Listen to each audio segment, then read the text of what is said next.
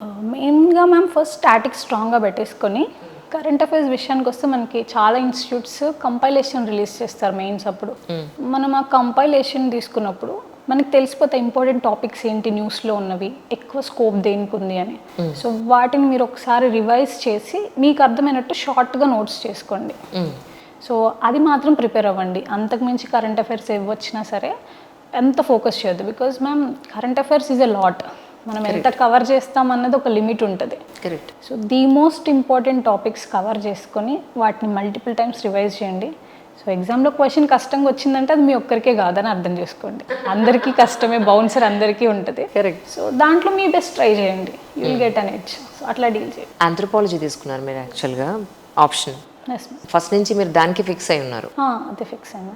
Anthropology point of వ్యూలో అంటే మీరు ఎవరి నుంచి సపోర్ట్ తీసుకున్నారు అనేది ఒకటి, ప్లస్ ఈ సందర్భంగా థ్యాంక్స్ చెప్పుకోవాలని అనుకుంటే మీరు ఎవరికి చెప్పుకుంటారు? మ్యామ్ ఆంథ్రోపాలజీ నేను ఆప్షనల్, అసలు నాకు బేసిక్ ఐడియా వచ్చింది అనుదీప్ సార్ దగ్గర నుంచి. అవునా? సో నాకు ఎవరి ఇంటర్వ్యూ చూసారు? అనుదీప్ మీదే చూసాను. ఒకసారి ఈజీగా 10 సార్లు చూసుంటాను. Thank you. వచ్చిన టాపర్స్ అందరిలో ఫేవరెట్ సెషన్ సార్ది. అవును అవును. సో అప్పుడు నేను ఏదో ఆడుతూ పాడుతూ సార్ బ్లాగ్ ఓపెన్ చేశాను. సార్ బ్లాగ్స్ రాస్తూ గైడ్ చేసేవాళ్ళు అప్పట్లో. సో ఆంథ్రోపాలజీ సిలబస్ ఇలా ఉంటుంది అని నేను అది చూసాక అర్థమైంది. సరే ఒకసారి ట్రై చేసి చూద్దాం, ఒక చాప్టర్ నాకు అర్థమవుతుందా అని నేను సార్ ఇచ్చిన బుక్ లిస్ట్లోనే ఓపెన్ చేసి చదివాను. అరే ఇదేదో ఇంట్రెస్టింగ్గా ఉంది చదువుదాము అని చెప్పి అలా నేను సిలబసే కంప్లీట్ చేసేస్తాను. రైట్. ఫస్ట్ రీడింగ్ అప్పుడు అయింది మ్యామ్, పాండమిక్ అప్పుడు.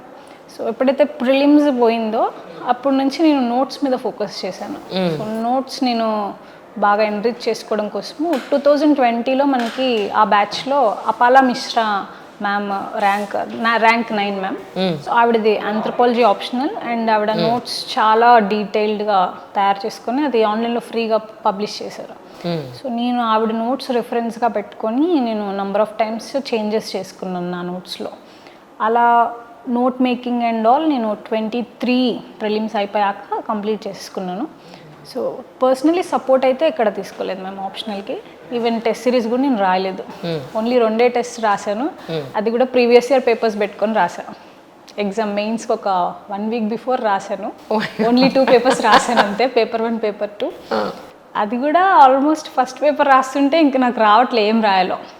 అన్ని ఇయర్స్ నుంచి చదువుతున్నా నాకు ఎందుకు రావట్లేదు అని టూ ఫ్రస్ట్రేటింగ్ అనిపించి ఎగ్జామ్లోంచే లేచి వెళ్ళిపోయా.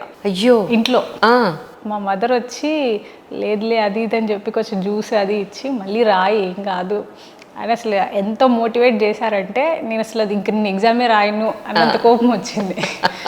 ఆ తర్వాత మళ్ళీ పేపర్ 1 పేపర్ 2 కంప్లీట్ చేసుకొని సో మళ్ళీ చాలా పాజిటివ్ పుష్ అవసరమైంది. బికాజ్ మెయిన్స్కి ఒక 10 days బిఫోర్ నా మైండ్ సెట్ ఇట్లా ఉంటే నేను అసలు మెయిన్స్ ఎట్లా రాస్తాను, ఆప్షనల్ అంత ఇష్టంగా అన్ని ఇయర్స్ నుంచి చదువుతున్నాను కదా అని అనిపించింది మ్యామ్. సో ఆన్సర్ రైటింగ్ మీకు ప్రాబ్లమేటిక్గా ఉంటే డెఫినెట్లీ ఆప్షనల్ కూడా రాయొచ్చు. నాకు చిన్నప్పటి నుంచి రాయడం ఇంట్రెస్ట్ కాబట్టి నాకు అవసరం లేదు అనిపించింది.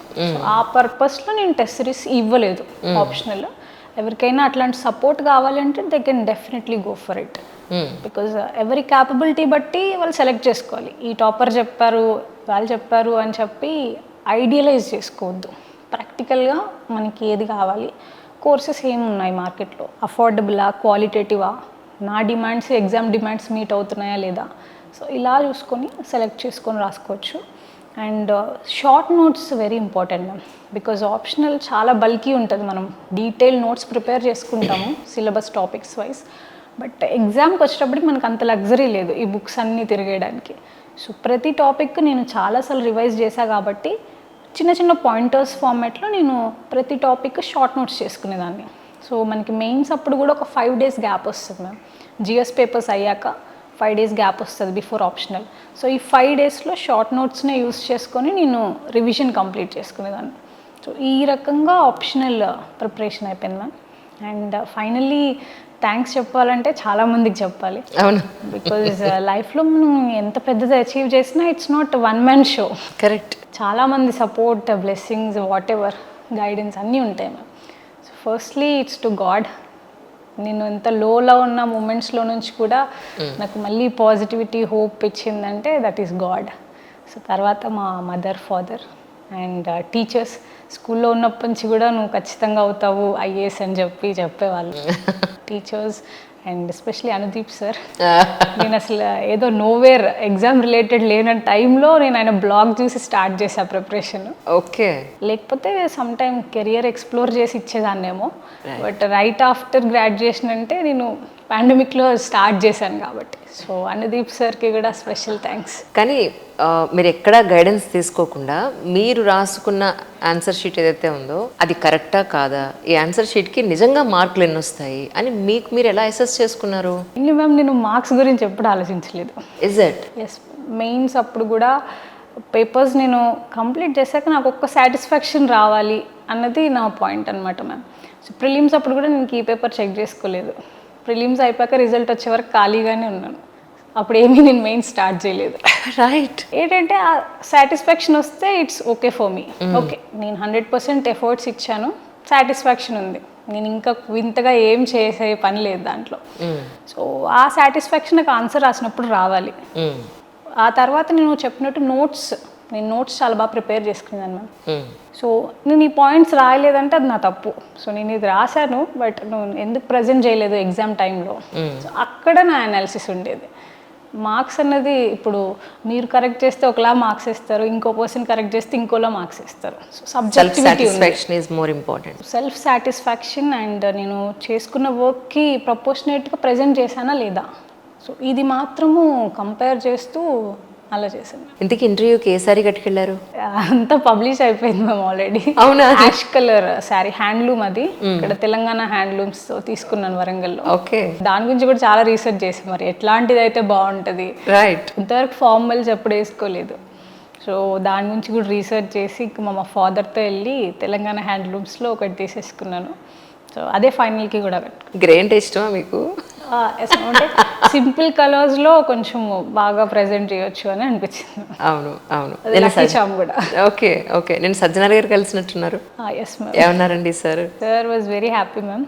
అంటే యంగ్ క్యాండిడేట్స్ ఇంకా సివిల్ సర్వీసెస్లోకి రావాలి అని చాలా మోటివేట్ చేశారు. అండ్ ఎక్కడికి వెళ్ళినా మనం మార్క్ వదిలిపెట్టాలి. నువ్వు ఎక్కడ పని చేసినా సరే నీకంటూ ఒక ఐడెంటిటీ అండ్ మార్క్ వదిలేయాలి.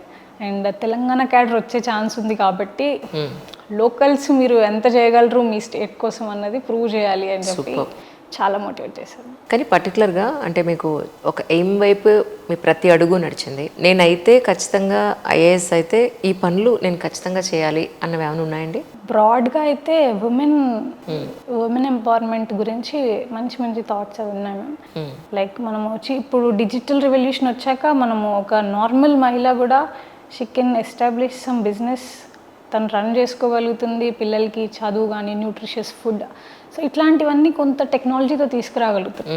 అట్లాంటిది ఇంకా రూరల్ ఏరియాస్లో ఎక్కువ ఇంప్రూవ్ చేయాలి. అండ్ తెలంగాణలో కూడా చూసుకుంటే విమెన్లో అనీమియా ఎక్కువ వస్తుంది. సో ఓవరాల్ ఇండియా కూడా ఇదే పరిస్థితి.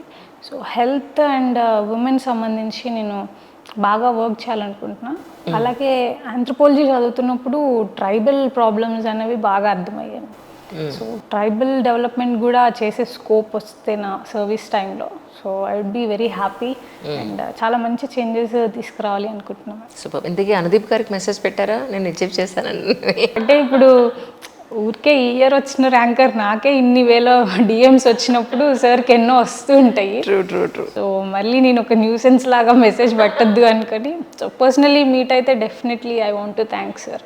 మెసేజ్ అయితే పెట్టలేదు, but I hope I will meet him soon. That's so nice really. Saiswani గారి పేరెంట్స్ ఇద్దరు ఇక్కడే ఉన్నారు. సో వారిని కూడా పలకరిద్దాం. ఎందుకంటే పిల్లలు పుట్టినప్పుడు వాళ్ళు ఆరోగ్యంగా పుడితే ఒక ఆనందం అంతవరకే తప్ప వాళ్ళు నిజమైన ప్రయోజకులు అయినప్పుడే తల్లిదండ్రులకు ఎంతో సంతోషం అనిపిస్తుంది. అందులో ఇలాంటి బంగారు తల్లు పట్టాన ఎవరికి దొరకరు కాబట్టి వాళ్ళిద్దరిని కూడా పిలిచేద్దాం. Thank you so much darling, really thank you so much. As a women, as a mother, really so proud of you. మీలాంటి పిల్లలు ప్రతి ఒక్కరికి కావాలని ఒక ఆశ ఉంటుందన్నమాట. అందులో నేను కూడా ఒకదాన్ని. So nice of you really and we wish you all success. ఎక్కడైతే మీకు పోస్టింగ్ ఇస్తారో వాళ్ళు చాలా అదృష్టవంతులు. ఇంత కామ్ గోయింగ్ లేడీ వాళ్ళకి జిల్లా కలెక్టర్ అయితే డెఫినెట్గా వాళ్ళందరూ కూడా మా కలెక్టర్ గారికి చెప్తే కాస్త మాకు కూడా పనులు అవుతాయి. Thank you so much for you coming once again. Thank you. Thank you so much. Raju గారు నమస్కారం అండి. నమస్తే. సాయి శివాని గారు అచీవ్ చేసినప్పటి నుంచి నేను మీతోనే టచ్లో ఉన్నాను. ఎంత ఆశ్చర్యం అనిపించింది అంటే ఇప్పుడు తనతో ఇంటర్వ్యూ అయిన తర్వాత మా పేరెంట్స్ ప్రోద్బలం అండి. చిన్నప్పటి నుంచి కూడా కరెంట్ అఫైర్స్ పాయింట్ ఆఫ్ వ్యూలో పేపర్ చదవడం కానీ లేదంటే ఇంట్లో న్యూసే ఎక్కువ నడిచేది సీరియల్స్ సినిమాల కన్నా అని చెప్పని. మీరు యాక్చువల్లీ మీ గురించి చెప్పండి. యాక్చువల్లీ మీ నేటివ్ ప్లేస్ ఏమిటి, అలాగే మీరేం చేస్తూ ఉంటారు? మాది వరంగల్ జిల్లా అండి. వరంగల్ జిల్లాలో Perakawada, near by Warangal railway station. Okay. నేను ఒక మెడికల్ రిప్రజెంటేటివ్ మేడం. రైట్. రీత్యా నేను ఖమ్మంలో 10 years ఉన్నా మేడం. అందుకనే మా పాపల ఎడ్యుకేషన్ కూడా అక్కడే జరిగింది. సాయి శివాని, తర్వాత సూర్య సెకండ్ రెండో పాప, సాయి శివాదిత్య, బాబు, ఈ ముగ్గురు అక్కడే జరిగిందండి. నాకు జనరల్గా చిన్నప్పటి నుంచి మా నాన్న గవర్నమెంట్ టీచర్ అండి, హిందీ పండిట్. మా నాన్నగారి పేరు సూర్యనారాయణ. ఓకే. ఇతను తను లేరు ఇప్పుడు, కీర్తి శేషులు. అది నాకు హిందీ అంటే నాకు చాలా ఇష్టం. మా నాన్న హిందీ పండిట్ కాబట్టి అట్లా అయిన తర్వాత నాకు చిన్నప్పటి నుంచే, ఇప్పుడు మా నాన్నగారి పేరు తీసి ఎందుకు తీశానంటే, నేను చిన్నప్పటి 3rd class నుంచే న్యూస్ పేపర్ చదివేవాడిని. ఓకే. 3rd class నుంచే. మా నాన్న చాలా సంతోషపడేవాడు. అట్లా నాకు కంటిన్యూ ప్రాసెస్ అయింది. అది లైబ్రరీకి వెళ్ళేవాడిని నేను. వరంగల్ చౌరస్తాలో ఒక లైబ్రరీ ఉండేది, గోల్డ్ షాప్స్ దగ్గర. చిన్నగా ఉన్నా కూడా నేను అక్కడికి వెళ్ళేది. ఓకే. అట్లా జరిగిందండి నాకు. కానీ ఈ కాలంలో ఒకళ్ళిద్దరికన్నా ఎక్కువ కనట్లేదు. మీరు ముగ్గురు ఎందుకు అనుకున్నారు? ముగ్గురు ఎందుకు కన్నానంటే, జనరల్గా ఎవరైనా ఒక పాప బాబు కావాలనుకుంటారండి. కరెక్ట్. ఫస్ట్ పాప అయింది, ఓకే. రెండోసారి కూడా పాప అయింది, కానీ బాబు కావాలి అనేది ఓకే అనేది ఒక చిన్న వెళ్తీ ఉండే. Right right. అమ్మని అనుకుంటారు కదా వారసుడు. అదే బాబు పుట్టినా కూడా పాప కావాలనుకుంటాం. అది అంత కామన్, అది ఎవరైనా అనుకున్న హ్యూమన్ బీయింగ్ కదండి. అట్లా అని చెప్పి నేను పాపలను చిన్న చూపు ఎన్నడూ చూడలేదండి. నాకు బాబు కంటే కూడా ఇంకా వాళ్ళకే ఎక్కువ ప్రాధాన్యత ఇచ్చేవాడిని నేను. కానీ ఆడపిల్లల తల్లిదండ్రులు బయటకు వెళ్ళి చదివించాలన్నా, ఒక ఏజ్ తర్వాత చదివించాలన్నా, అమ్మో ఇంతకన్నా చదివితే మళ్ళీ అబ్బాయిని తీసుకురావడం కష్టం అవుతుందని భయపడే తల్లిదండ్రులు కూడా ఉన్నారు. అలాంటి వాళ్ళకి మీరు ఏం చెప్తారు? వాళ్ళకైతే సెల్ఫ్గా వాళ్ళకు కూడా ధైర్యం ఇవ్వాలి. కానీ మాత్రం నేను ధైర్యం ఇవ్వడం కాదు, కానీ వాళ్ళ వెన్నంటే ఉండేవాడిని అండి నేను. నా కోసం ఎన్ని అవకాశాలు వచ్చినా కూడా నేను వదిలేసుకొని పిల్లలని స్కూల్ నుంచి ఇంటికి, ఇంటి నుంచి స్కూల్కు అట్లా కంప్లీట్ వాళ్ళకు కంటికి రెప్పలా అయితే చూసుకునేవాడిని అండి నేను. కానీ అలాంటి బంగారు తల్లులు అంత ఈజీగా పుట్టరండి. మీరు ఏ జన్మలో చేసుకున్న పుణ్యమో నాకు తెలియదు కానీ, ఎందుకంటే ఈ రోజుల్లో ఫ్రెండ్స్ అని, ఫ్యాషన్స్ అని, లేదంటే పార్టీలని, ఇలా రకరకాలుగా డిస్ట్రాక్షన్స్ చాలా ఉన్నాయి వాళ్ళకి. ఇవి ఏవీ లేకుండా ఫోన్ కూడా వద్దు నాకు, చిన్నప్పటి నుంచి కూడా చదవడం రాయడం ఇదే ఒక ధ్యాసలా పెట్టుకుని, ఒక ఎయిమ్ పెట్టుకుని ఈరోజు 2nd attempt UPSC అచీవ్ చేయడం అంటే అసలు సామాన్యమైన విషయం కాదు. కానీ అంటే దీనికి పేరెంట్స్, ఇంటి ఎన్విరాన్మెంట్ మాత్రమే కాకుండా పిల్లల్లో కూడా ఉండాలి కదా. ఇప్పుడు సపోజ్ మనం ఒక డబుల్ బెడ్రూమ్ ఇంట్లోనో సింగిల్ బెడ్రూమ్ ఇంట్లోనో మనం ఉంటున్నాం అనుకుందాం కాసేపు, మా ఫ్రెండ్స్ వాళ్ళందరూ అలా ఉంటున్నారు, అలా లేము అని పేరెంట్స్ కి వాల్యూ ఇవ్వని పిల్లల్ని నేను చూసాను. దాంతోపాటు వాళ్ళు పార్టీలకు వెళ్తున్నారు, వాళ్ళు ఇలాంటి డ్రెస్సులు వేసుకుంటున్నారు, వాళ్ళు కార్లలో ఇటు వెళ్తున్నారు, నేను ఇలానే ఉన్నాను అని ఆ పియర్ ప్రెజర్ అంటారు, ఇలా పెట్టి పేరెంట్స్ని ఇబ్బంది పెట్టే పిల్లల్ని కూడా నేను చూసాను. సాయి శివాని చూస్తే మీకు అలాంటి ఇబ్బందులు ఏమీ పెట్టలేదు. అది ఎలా సాధ్యపడింది అంటే బయట ఉన్న ప్రపంచానికి భిన్నంగా మీరు ఎలా పెంచగలిగారు? మొదటి నుంచి అండి నేను కూడా స్వతహాగా మనకి ఏమైతుందో దాన్ని చూసి నేను సాటిస్ఫై అయ్యేవాడిని అండి. దాంట్లో పిల్లలకు కూడా అదే డిసిప్లిన్ నేర్పాను నేను. ఉన్న దాంట్లో మేమైతే సాటిస్ఫై ఉండేదండి, మాకేం లోటు లేదు, చాలా బాగా చూసుకున్నాం పిల్లల్ని. వాళ్ళు చిన్నప్పటి నుంచి డిసిప్లిన్గానే పెంచామండి పిల్లలకి. ఏది కావాలంటే అది ప్రతిదీ నేనే తెచ్చిచ్చేవాడిని. ఏదైనా కూడా మా ఇంట్లో ఒక మినీ సైజ్ బుక్ స్టాలే, ఏ బుక్స్ తెచ్చినా కానీ 20, 30, 100 వరకు, పెన్స్ కూడా అంతే. అవి అట్లా వాళ్ళని ఎక్కడికి కూడా నేను వాళ్ళు వెళ్ళి కష్టపడి ఇబ్బంది పడే పరిస్థితి అయితే నేను తీసుకురాలేదు మేడం. వాళ్ళ కోసమే ఓవరాల్గా చెప్పాలంటే అసలు వాళ్ళ కోసమే ఆ లైఫ్ సాక్రిఫైస్ చేసామండి మీ ఇద్దరం. మాకు వేరే వ్యాపకాలు ఏం లేవు, వాళ్ళ కోసమే అంతే. ఇక ఈవెన్ ఇంటర్వ్యూకి వెళ్ళే డ్రెస్ కూడా మీరు తను కలిసి వెళ్ళుకున్నారు. అవును మేడం, అది తిరిగాము చూసి ఒకటి సెలెక్ట్ చేశాము. అది నాకు చాలా బాగా నచ్చింది. ఇంకా వేరే బెటర్ ఏదైనా చూద్దామని అనుకున్నారు, అది ఆప్కో ఫ్యాబ్రిక్స్ మేడం, వరంగల్లో ఉంటుంది.